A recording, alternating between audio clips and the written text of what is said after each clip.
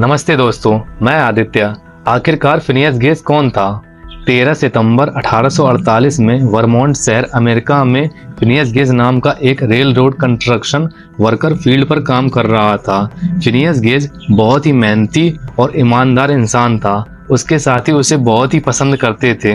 अपनी टीम के साथ पहाड़ी चट्टानों को विस्फोट करके साफ कर रहा था। इसमें उन्हें एक चट्टान पर होल गिराना पड़ता और उस पे बारूद भरकर उसे रेती से भरकर मूंदना पड़ता था और दूर जाकर विस्फोट किया जाता। पर उस शाम फिनियस जब पत्थर में छेद किए हुए बारूद डाल रहा था तो वो उस छेद को रेती से भरना भूल गया और इसका परिणाम ये हुआ कि छेद के अंदर का बारूद गलती से उसकी लोहे की रॉड के संपर्क में आ गया था और इससे एक किस्म के फ्रिक्शन के कारण एक चिंगारी उत्पन्न हुई और वो बारूद विस्फोट हो गया। पलक झपकाने के अंदर ही वो रॉड विस्फोट के कारण फिनियस को चीरते हुए निकला और 80 फीट दूर जाकर गिरा। ये कहीं और से नहीं बल्कि फिनियस के चेहरे के चीक बोन के निचले हिस्से से सिर के ऊपर के हिस्से से निकला। कुछ इस तरह। आप सोचकर ही देखिए, कोई भी आम इंसान जानकर सोचे हीगा कि आगे गेम ओवर है, पर असल में फिनियस के 3 मिनट के अंदर ही होश वापस आ गए और वो अपने दोस्तों के सहारे सवारी चालक के साथ गप्पे मारते हुए नजदीकी हॉस्पिटल में पहुंच गया। हॉस्पिटल पहुंचते ही उसने एक मजाकिया तरीके से डॉक्टर से कहा कि डॉक्टर साहब, लगता है आज आपके पास ज्यादा ही काम आ गया है, और डॉक्टर को अपनी पूरी कहानी सुनाई और डॉक्टर ने नोट्स भी लिखे जिनकी बातें हम आगे करेंगे। शुरुआत में तो डॉक्टर मानने को तैयार नहीं था, पर पेशेंट की गंभीरता देखकर उन्होंने तुरंत उसे एडमिट किया।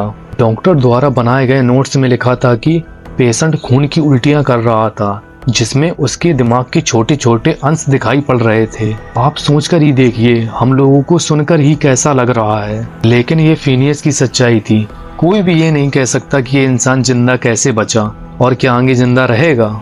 कुछ ही दिनों में फिनियस कोमा में चला गया। फिर एक और चमत्कार उसके साथ हुआ कि वो कोमा से फिर से वापस होश में आ गया, पर इस प्रक्रिया में उसने अपनी लेफ्ट आंखों को पूरी तरीके से खो दिया था। 2 महीने के बाद ही वो वापस पहले की तरह होने लगा था, पर असल में वो पहले की तरह नहीं रहा था।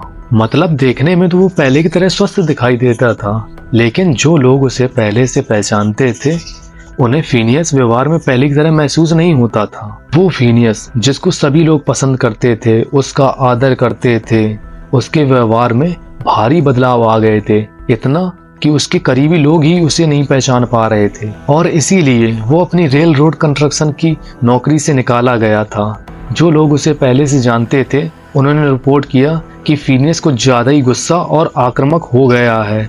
वो छोटी छोटी बातों पर गुस्सा करता था। उसकी वाइफ का कहना था कि वो गुस्से में उसके ऊपर हाथ भी उठा देता था।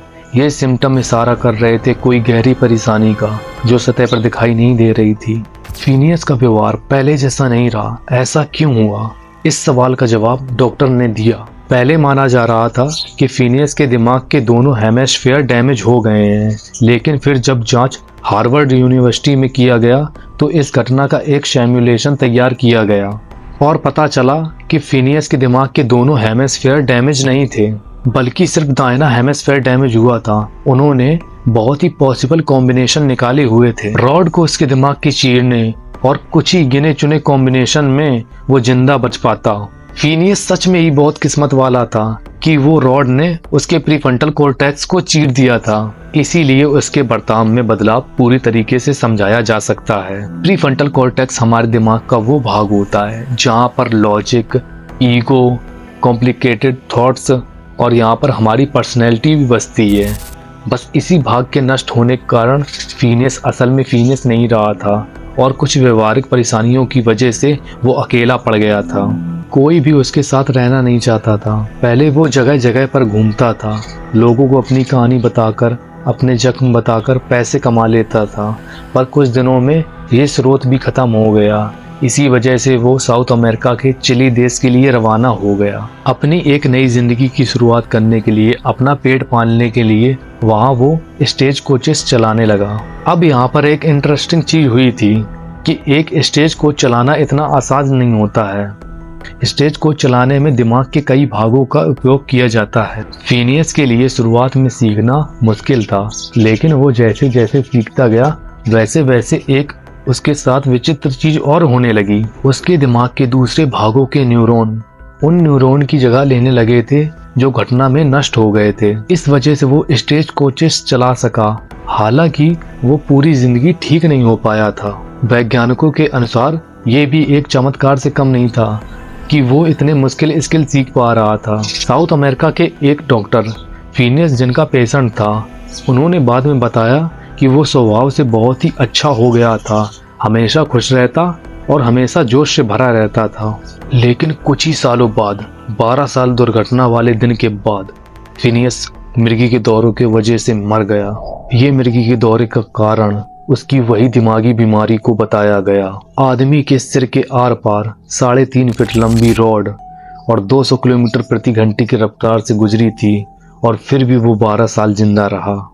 ये घटना उन मेडिकल घटनाओं में से एक है जिसने इंसान को सोचने पर मजबूर कर दिया।